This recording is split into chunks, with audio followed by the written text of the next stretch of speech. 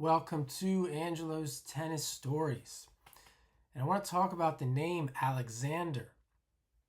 So I grew up Catholic. I went to a Catholic elementary school, a Catholic high school. And if you know anything about Catholicism, you get confirmed. You go through confirmation in the 8th grade at the age of 14.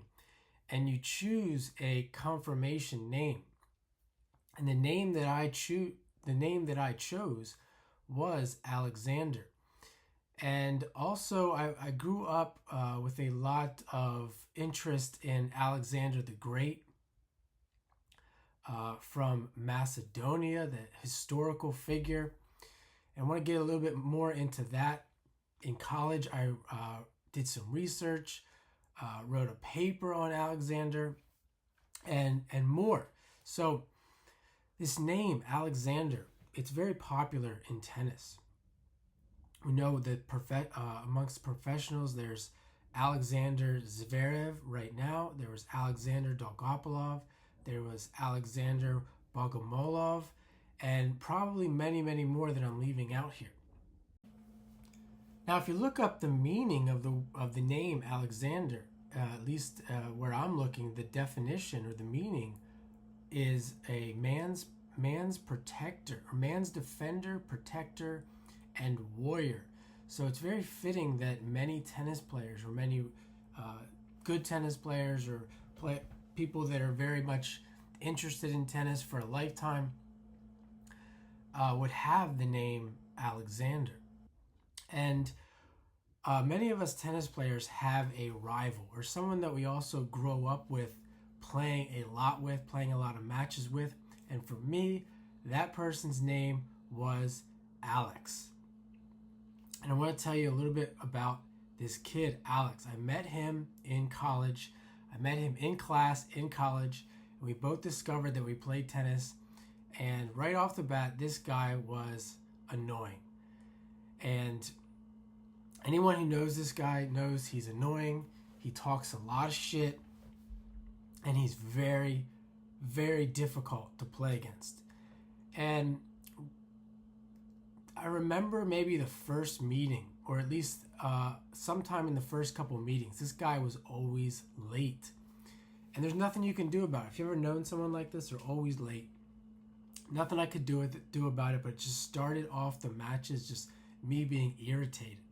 And for the longest time, I struggled against this guy. We're talking about 4-0 tennis. I would say at the time I was playing, this was before my club, before I did anything, except high school tennis and maybe some of the Hilton Head experiences and things like that.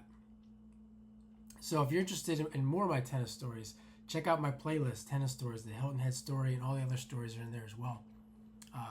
But this guy, we went back and forth, 4-0 tennis for the longest time, and I was better than him. I was a better athlete, more coordinated, just overall. Actually, I have footage of him playing as well. I'll link that down in the description. And but for the longest time, I just would struggle against him. And then there was a point where I just started beating him, and it was many years later. Like I said, I went to college. I went to junior college with him. I went to where I transferred. I went to college with him. So we played a lot of tennis throughout that whole period. I was always on the tennis court playing tennis. And then after that as well. And he became a coach as well way later on. And I'll give some of the attributes of this kid. I mean, he's super, super competitive. One of the most competitive players I've ever met on the tennis court.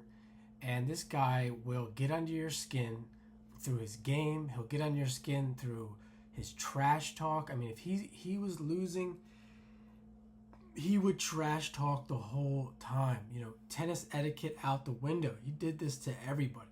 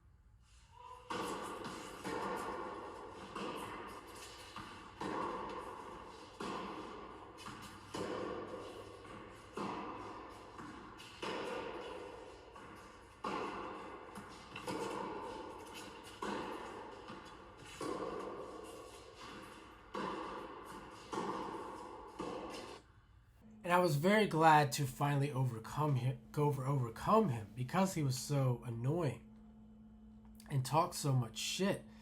And I used to get irritated by it. That's the thing. I used to get irritated by it, and I remember not really having the. First of all, I didn't have the skills that I have now. I wasn't as good of a player, but even just internally, I have a much more sense of calm, confidence that I know what I'm doing. I know that he doesn't know what he's doing. I tried to help him. I tried to teach him. It never really worked. So a lot of stuff I'm talking about is on my channel. I'm talking about the tennis map. And this is the kind of stuff that gets you, if you are at that level, that gets you to the 5-0 level. And I'd say this guy he's a more all-around player. He doesn't really have any weapons. He can come to the net. He's mentally aggressive. He can hit spots on the serve. Everything that a 4-5 can do. He just doesn't really have a physical weapon. That's for sure. And this stuff works. I mean, this proves that it works. He just doesn't have the knowledge, even though he coaches, etc. Even though he had information that I tried to give him, he just doesn't have the knowledge.